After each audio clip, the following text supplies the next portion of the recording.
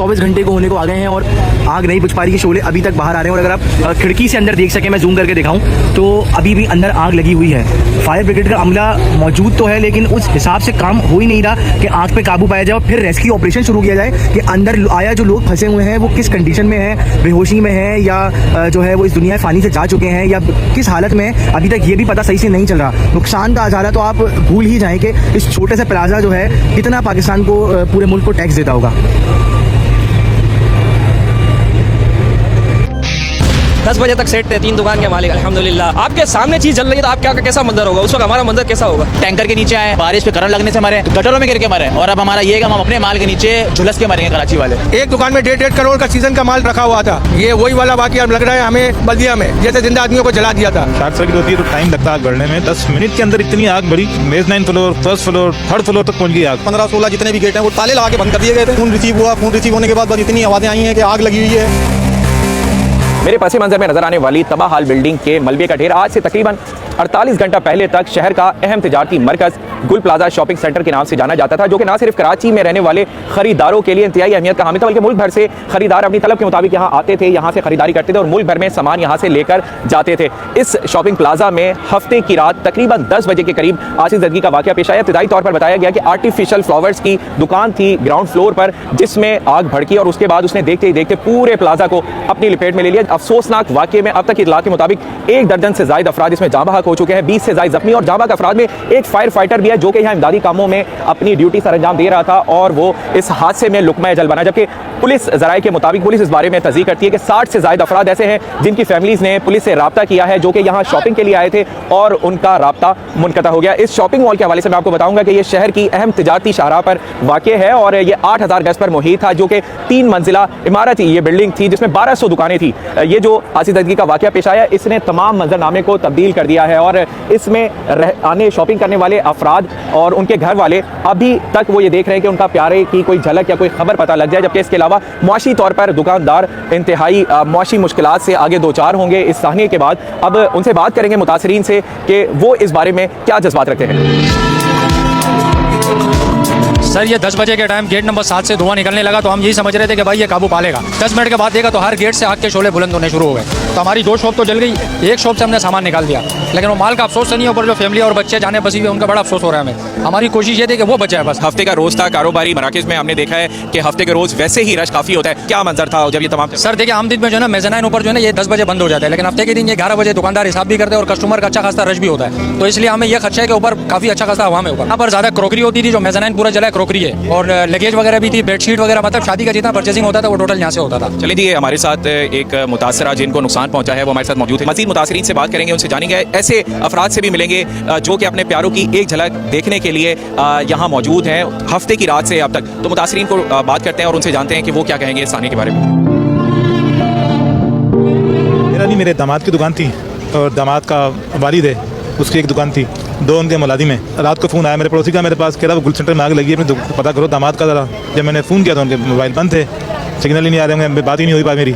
फिर मैं यहाँ पहुँचा अपने बच्चों के साथ तो देखा तो आग लगी थी इसमें। उस वक्त तो बस अल्लाह से यही दुआ कर रहे थे कि अल्लाह करे बुझ जाए आग, लेकिन बुझी नहीं आग, इनसे कंट्रोल नहीं हुई। बहुत आग भी बहुत थी, ऐसे नहीं लग रहा कि ये 10 मिनट में आग लगी, समझ नहीं आया। शॉर्ट सर्किट होती है तो टाइम लगता है आग बढ़ने में, तो 10 मिनट के अंदर इतनी आग बढ़ी कि mezzanine floor, first floor, third floor तक पहुंच गई आग। इनके तमाम डोर बंद थे, निकलने वाले सिर्फ एक दरवाज़ा खुला हुआ था और कस्टमरों का भी रश था। कस्टमर भी बहुत है, अभी भी बंदे बहुत हैं अंदर, कम नहीं है, कोई उनकी गिनती नहीं है। मेरे को नहीं लगता कि 100-150 से ऊपर ही बंदा होगा, नीचे नहीं होगा। एक मेरी भाभी है, एक मेरी भतीजी है, एक उनकी सिस्टर है, और वो परसों से यहाँ आए शॉपिंग के लिए।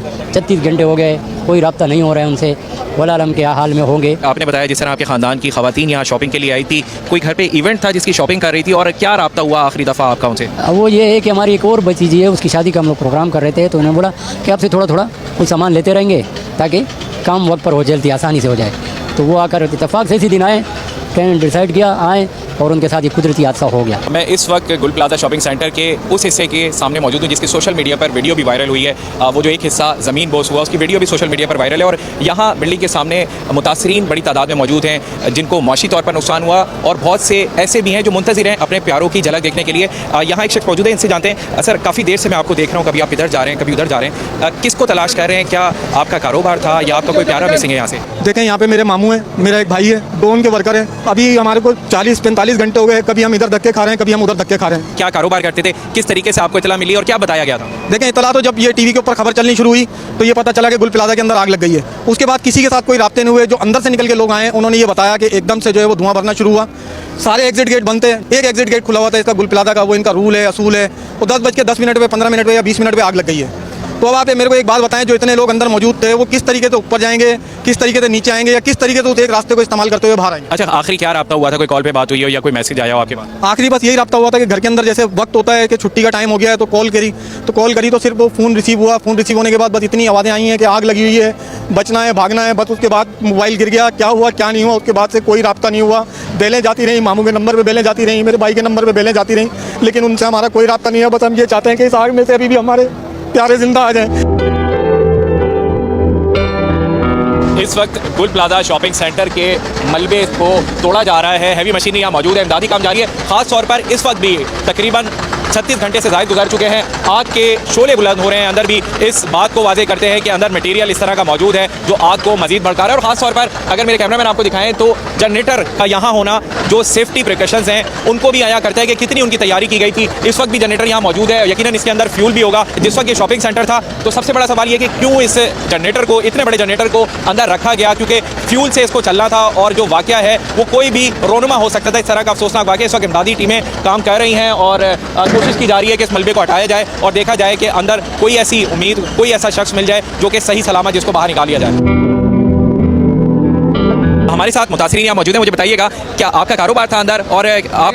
ओनली मैं सेलमैन हूँ, यहाँ गारमेंट्स का काम करता था। ऐसी आग लगी कि हमारे को खुद समझ में नहीं आया कि हम लोग कैसे भागे अपनी जान बचा के। बस अल्लाह ने हमें नई ज़िंदगी दी है। बाकी और लोग हैं, मेरा कज़न है ऊपर जॉब करता था, वो अभी तक उसका कोई पता नहीं है। आपने बताया कि आप उस वक्त मॉल के अंदर मौजूद थे जिस टाइम ये तमाम तर वाक़या पेश आया। क्या मंजर था, कैसे आप निकले, कितनी तादाद होगी लोगों के अंदर? बहुत तादाद थी, कस्टमर की भी थी, हम दुकानदारों की भी थी। हमने अपनी दुकानें खुली छोड़ के भागे। हमें खुद को समझ में नहीं आया कहाँ से पीछे से आग आ रही थी। एक दुकान में कितना माल होता था, कोई तखमीना क्या लगा? एक दुकान में 1.5 करोड़ का सीजन का माल गारमेंट्स का रखा हुआ था। हम लोग अपने सीजन की तैयारी करके बैठे हुए थे। हमें हमारी दुकान में नहीं, हर दुकान में कस्टमर था। क्या लगता है आपको, कितने अफराद अंदर होंगे इस मलबे? कम से कम भी 150 अफराद होंगे ऊपर। और मुस्तकबिल में अगर इस तरह के वाक़यात से बचा जा सके तो क्या ऐसे इक़दाम करने चाहिए, खास तौर पे बिल्डिंग के हवाले से? हमने ये क्योंकि पहला वाक़या नहीं है, हमने वाक़या है। आप ये देखें, पहला गोल्डन मार्केट, दूसरा ये वही वाला वाक़या लग रहा है। हमें नज़र आ रहा है कि जो वहाँ पे हुआ था बल्दिया में, जैसे जिंदा आदमियों को जला दिया था, ये इस तरह का वाक़या हुआ है। फैली कैसे, ये समझने वाली बात है ना यार। आग कैसे फैली? मेरी खुद की 3 दुकान है। मैं जब आया तो मेरी एक दुकान जल चुकी थी, सीरियल वाली। हाँ, मुझे घर से फ़ोन आया, मैं इस्तीफा के मैं 10 में निकल चुका था, मुझे शादी में जाना। वहाँ से फ़ोन आया कि मेरे भाई की दुकान जल गई है। मतलब ये क्या? मैं आके पहुँचा, जब आगे पहुँचा तो यहाँ राग ही राग हो गई थी। यहाँ से पहुँचा, यहाँ मेरी दूसरी दुकान थी, यहाँ फायर ब्रिगेड नहीं है। फायर ब्रिगेड चिल्ला रहा हूँ भाई मेरी दुकान जल रही है, इसको बुझा दो, आग फैल जाएगी। आग वहाँ फैली नहीं थी, लेकिन फायर ब्रिगेड की गाड़ियाँ मौजूद नहीं थी। उसको बुझाई तो उधर गए तो दूसरी दुकान मेरी वहाँ जल रही है, भाई उसको भी बुझाई, यहाँ पे आग जल रही है, कोई बुझाई। फायर ब्रिगेड में पानी खत्म है। अच्छा देखें, क्योंकि शहर में इस तरह के वाक़यात होते हैं, हम रिपोर्ट भी करते हैं, देखा जाता है कि सेफ्टी का बड़ा अमल दखल होता है। इसमें भी ये शॉर्ट सर्किट होता है, एक दुकान हो, अब आग लगी उधर है, यहाँ आग कैसे पहुंची ये समझ में क्यों नहीं आ रहा। शॉर्ट सर्किट वहाँ पे हुआ, ऐसी कैसे आग है कि उधर गई, ऊपर फैल गई, इधर फैल गई। यहाँ पे इतने एसिड है, इतने एसिड निकलने का कोई रास्ता थोड़ी कि एक ही रास्ता है, 26 एसिड है। 10 मिनट के अंदर 50 दुकानें खा गई। आगे क्या करेंगे आप? अभी तो क्या है, अभी तो बस अल्लाह की मर्जी। अभी तो बैठे हुए सफर कर रहे हैं। जमा पूंजी सेठ थे, करोड़पति सेठ थे, अल्हम्दुलिल्लाह 10 बजे तक सेठ थे, 3 दुकान के मालिक, अल्हम्दुलिल्लाह। अपना माल, दुकान का माल सब। अभी क्या बहुत नुकसान हुआ है। क्या उम्मीद लगाते हैं हुकूमत वक्त से, क्या मुतालबा? हुकूमत के वक्त में अगर इतनी हो तो वो अल्लाह की मर्जी है, बाकी तो अभी तो कुछ भी नहीं कह सकते। अभी तो क्या करें, मुझे बताओ, दिमागी आज़ादी नहीं है अभी तो। आपके सामने चीज़ जल रही है तो आप क्या, कैसा मंजर होगा उस वक्त, हमारा मंजर कैसा होगा? हुकूमत के और इदारों के काम इतने अच्छे होते तो आज ये वाक़या ना होता। वज़ीर आला मुराद अली शाह, मुर्तज़ा वहाब, ये जितने भी हैं इनको कहें अपने इदारों को फाल करें। फायर का ऑडिट होता तो आज हमारा ये हाल नहीं होता। फायर का ऑडिट नहीं हुआ है इसमें, ये ताजिरों का लेफ्ट नहीं है, ये दुकानदारों का लेफ्ट नहीं है, ये इदारों का लेफ्ट है कि फायर ऑडिट नहीं हुआ। हमारे 100 लेबर थी हमारी, काफ़ी सारे लोग बच चुके हैं। हमारे 2 बच्चे हैं, हमारे 11 साल का, एक 12 साल का बच्चा है, वो अभी तक अंदर ही लापता है। उसकी माँ हमें फ़ोन कर रही है, रो रही है। हम लोग देख देख के नींदें, खाना पीना सब खत्म हुआ हम लोगों का, बर्बाद हो गए, जीरो हो गए बिल्कुल यार। हमारे घरों पर रोना पीटना मचा हुआ है, हालत बुरी हुई हुई है। हमारा सवाल मेयर कराची साहब से है कि सानिया बल्दिया टाउन क्या कम था जो उन्होंने ये किया? सानिया अभी मिलीनियम हुआ, पर वक्त अगर कार्रवाई की जाती, प्रॉपर क्रेन आ जाती तो प्रॉपरली ये काम हो सकता था। पहले हम कराची वाले टैंकर के नीचे आए, फिर हम कराची वाले बारिश पे करंट लगने से मरे, फिर हम गटरों में गिर के मरे, और अब हमारा ये है कि हम अपने माल के नीचे झुलस के मरेंगे कराची वाले। अच्छा, मुझे ये बताएं, फायर सेफ्टी को देखा नहीं जाता, वो तमाम तर अगर सहूलियात होती तो नुकसान कम होता है। इस वाक़ये में आप क्या समझते हैं कि सेफ्टी को नज़रअंदाज किया गया था? मौलवी बिल्कुल सेफ्टी को नजरअंदाज किया था अपनी जगह वो मामला, मगर हमारे फायर ब्रिगेड क्या कर रहे थे? जब आग लगी हम यहाँ मौजूद थे रात 10:30 बजे से, सिर्फ 2 गाड़ियाँ यहाँ लगी हुई थी और हर 10 मिनट में पानी खत्म हो रहा था। तो ये हालात है। मेयर कराची साहब चेयरमैन वाटर बोर्ड हैं, उनको चाहिए था एट अ टाइम वो 10 टैंकर यहाँ भेज दें। अगर हम पैसे भेजते तो वो 2 मिनट में टैंकर भेज देते। गुल प्लाजा शॉपिंग सेंटर में आतिशबाजी के वाक़ये के बाद यहाँ मुतासरीन की बड़ी तादाद मौजूद थी, जिनसे हमने बात की और मुख्तलिफ राय सामने आई। जो मुतासरीन है वो इस बात का शिकवा करते भी नजर आए कि माजी में जिस तरह कराची में मुख्तलिफ आतिशबाजी के वाक़यात हुए उससे कुछ सीखा नहीं गया। यहाँ जो फायर सेफ्टी ऑडिट है वो नहीं किया गया था, जिसके अलावा जो मुनासिब इंतजाम नहीं थे बिल्डिंग के अंदर भी, और ख़ास तौर पर जो हुकूमत वक्त है और ख़ास तौर पर कराची मेट्रोपॉलिटन कॉर्पोरेशन के हवाले से भी शिकवा किया कि जो फायर ब्रिगेड है उसकी गाड़ियाँ ताख़ीर से पहुँची, उनकी तादाद कम थी, फिर पानी भी खत्म हो गया था। तो इस हवाले से खुद chief fire officer Humayun Khan ने कुछ अर्सा कबल ये बयान भी दिया था कि शहर में जो फायर स्टेशन की तादाद है वो 28 है, जिसकी तादाद कम से कम 250 होनी चाहिए। तो हमने देखा ये इस वाक़ये के बाद ये कहना गलत ना होगा कि ना ये पहला वाक़या है ना ही ये आखिरी वाक़या है। उसकी वजह ये कि माजी में भी इस तरह के वाक़यात हुए और जो डिज़ास्टर मैनेजमेंट है यानी कि उस पर फोकस किया जाता है कि ये सानिया होगा तो उसके लिए ये इक़दाम किए जाएंगे। अगर रिस्क मैनेजमेंट पर फोकस किया जाए और ये देखा जाए कि इस तरह के वाक़यात रोनमा ना हो तो इस तरह के सानियात से बचा जा सकता है।